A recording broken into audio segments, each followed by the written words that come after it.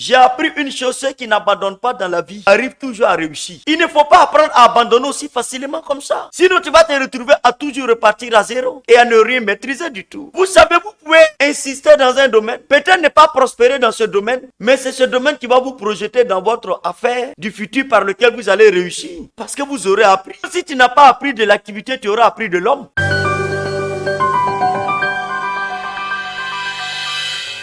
Il ne s'agit pas de gagner aujourd'hui et puis perdre demain. Moi aujourd'hui peut-être j'ai fait d'investissement, je perds beaucoup. Mais je sais que le futur me sera plus radieux. Et je sais que c'est le chemin véritable du succès. Faut pas avoir un semblant de succès et puis tu sais que tu ne vas pas quelque part. Écoutez-moi bien. Souvent on a des structures, on a de bonnes idées. Mais mes chers leaders, laissez-moi vous dire la vérité. On a un problème, c'est que on n'est pas capable d'aller jusqu'au bout d'une idée et d'une affaire. On abandonne trop vite dans la vie. On n'a pas appris un peu la loi du combat, de la détermination et de la patience à un certain degré. Donc souvent on abandonne. Dès qu'il y a les moindres difficultés, on laisse tomber. Ceux qui ne lâchent pas, y arrivent. Ce n'est même pas besoin d'être croyant ou païen, ça n'a rien à voir. La vie là, ceux qui n'abandonnent pas arrivent à faire des exploits. Je vous le dis. Si tu entreprends, que tu as plusieurs options pour cesser en même temps l'entrepreneuriat. Parce qu'il faut être déterminé pour réussir. Il y aura des circonstances auxquelles vous n'avez pas pensé au début qui vont venir se glisser. Il y aura des situations difficiles. Il y aura des trahisons, de l'adversité, des moments de déception. Savez-vous combien de fois il m'est arrivé souvent de vouloir abandonner certains projets? Combien de fois cela a traversé mon esprit? Mais il y a une force en moi qui me dit toujours, mais écoute, qu'est-ce qui est facile dans la vie? Tu es déjà né. La mentalité de croire que quelque chose est facile, déjà il faut oublier ça. À force de forger, on finit par devenir forgeron.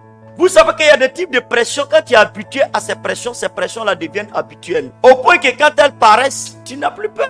Ton esprit a été façonné pour les supporter, les accepter. Et c'est pour cela qu'on parle de résilience en affaires.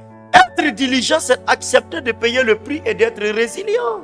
Il va falloir beaucoup de résilience pour réussir dans la vie. Je vous le dis. Il faut de la patience envers toi-même. Vous savez, beaucoup d'entrepreneurs que je rencontre ne sont pas patients envers eux-mêmes. Il faut apprendre souvent à te tourner un peu en autodérision. C'est-à-dire à rire de soi. Souvent, je donne des anecdotes ici où vous me voyez en train de rire. Mais je vous assure, il y a 10 ans en arrière, peut-être si je disais les mêmes choses, mes larmes allaient couler. Parce que ça m'avait occasionné beaucoup de blessures. Il faut être comédien, son propre comédien. Le jour que tu n'as pas trouvé quelque chose pour rire, il faut commencer à faire rire toi-même. C'est pas grave. Prends la vie le plus naturellement au monde, même tes erreurs du passé. Il faut te guérir de ses propres blessures, de tes propres erreurs. Où tu as perdu, oui. Tu as perdu et puis quoi? Au moins tu es vivant. Moi, j'ai compris que c'est celui qui n'agit pas, qui ne commet pas d'erreur. Et puis, la nature de tes pertes est relative à la nature de ta vision et des risques que tu prends en destinée. Quelqu'un qui prend un risque de 10 000 perdra 10 000. Mais si tu prends un risque de 10 millions, sois prêt à perdre 10 millions. Celui qui veut gagner sa vie la perdra. Le temps de ton succès viendra, surtout quand tu y es préparé. Le si pour moi que quelqu'un n'est pas diligent, c'est quand il abandonne facilement. Tu crois que dans le secteur qui est là-bas, il n'y a pas Lyon là-bas? Tout Cana était occupé. Il n'y a pas une partie de Cana où il n'y avait pas d'individus et de rois qui occupaient. Plus tu veux gagner dans la vie, plus tu dois te préparer à une grande adversité. L'adversité ne vient pas seulement de tes concurrents. Ça viendra de partout. Parce que tu rêves mieux. Et souvent ton succès peut révéler l'échec des autres. Donc beaucoup de gens n'acceptent pas que tu réussisses. Parce que ça démontre peut-être leur échec. Ça crée un complexe. Et donc il faut que les gens souhaitent que tu échoues pour qu'on soit pareil. Il faut être déterminé. Il faut avoir un cœur de lion pour réussir. J'ai une image que je prends pour comprendre que la vie là, ce n'est pas aussi simple. Et regarde pourquoi nous sommes dans les embouteillages. Quand tu sors d'Abidjan chaque jour, regarde. Si on peut s'asseoir chez soi pour vivre heureux, sans lutte, pourquoi tout le monde est dans la voiture pour sortir? Pourquoi? C'est-à-dire que souvent dans la voiture, je me dis, autour de moi ici, là, il y a au moins près de 4 concurrents comme ça autour de moi, on est en train de lutter la route. Si on lutte la route, c'est l'argent, on ne va pas lutter. Souvent, les gens ne sont même pas prêts à te laisser passer. C'est le marché, ils ne vont pas te lutter. C'est pour ça qu'il est sorti. C'est pour ça qu'il t'a fait que de poissons dans la circulation. Il a pressé parce qu'il poursuit quelque chose. Si tu es un entrepreneur qui m'écoute, quand on va à l'église, on fait les mains joints, on est enfant de cœur, ça va bien là-bas. Mais l'église te prépare pour que quand tu sors, tu aies les arbres pour tenir. Là-bas, tu veilles et tu pries. Parce que quand tu sors là, l'adversité t'attend. Donc il faut emmagasiner beaucoup d'énergie.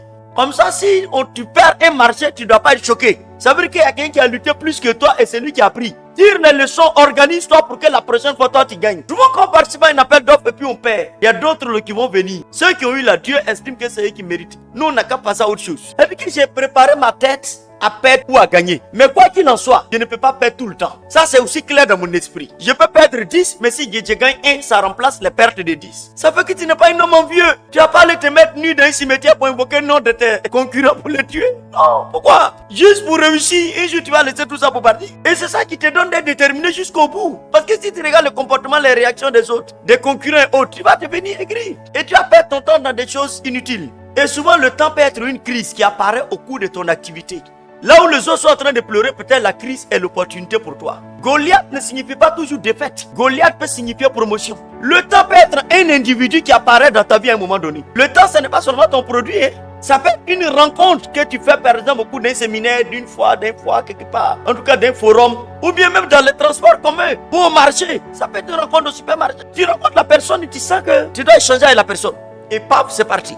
Le temps peut être un nouveau produit. Tu tombes sur un nouveau produit. Il y a longtemps, tu faisais ton ancien produit qui ne décollait pas. Et puis un nouveau produit rentre dans ton portefeuille. Et tu vois que c'est sollicité. Et donc, il faut être patient parce qu'il y a un temps pour toutes choses. Soit le temps où la crise se transforme en opportunité pour toi. Soit le temps où tu rencontreras une personne. Ou même un collaborateur va rentrer. Ça peut être un collaborateur que tu recrutes qui vient avec des idées novatrices. Qui changent le cours de ton histoire et de ton entreprise. Et qui te donne de bonnes idées. Ah, patron, je pense que notre activité là, si on fait comme si, je pense que voilà ce que ça. C'est pour ça que moi, j'écoute beaucoup mes collaborateurs. Parce que lui, dans la science infuse, tu ne sais pas quand il a dormi la nuit, ce qu'il a vu. Tu ne sais pas aussi ce que son grand-père ou sa grand-mère a dit sur lui dans la vie qui fait que lui, peut-être il ne peut pas entreprendre, mais lui, il a toujours bonne idée. Faut l'écouter, oh. Faut pas dire je suis le boss.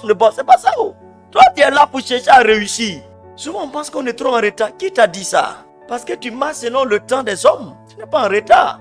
Chacun a son temps. Il faut avoir le flair. C'est-à-dire que ne te contente pas seulement de ton présent. Il faut avoir une grande insatisfaction permanente à rechercher toujours comment je vais m'y prendre. Ça doit être plus ta préoccupation que comment je vais vendre. Parce que quand tu trouves la bonne idée et le bon timing et les bonnes choses, la vente vient naturellement. C'est pour ça qu'on dit, vous travaillez beaucoup, mais vous mangez peu. Semez beaucoup, vous mangez peu. Vous sortez le matin tôt, vous rentrez tard, c'est pour manger le pain de la souffrance. Ça veut dire qu'en fait, le succès n'est pas l'exercice répété des activités quotidiennes, non. Mais dans la stratégie, dans la diligence et dans la capacité à être patient.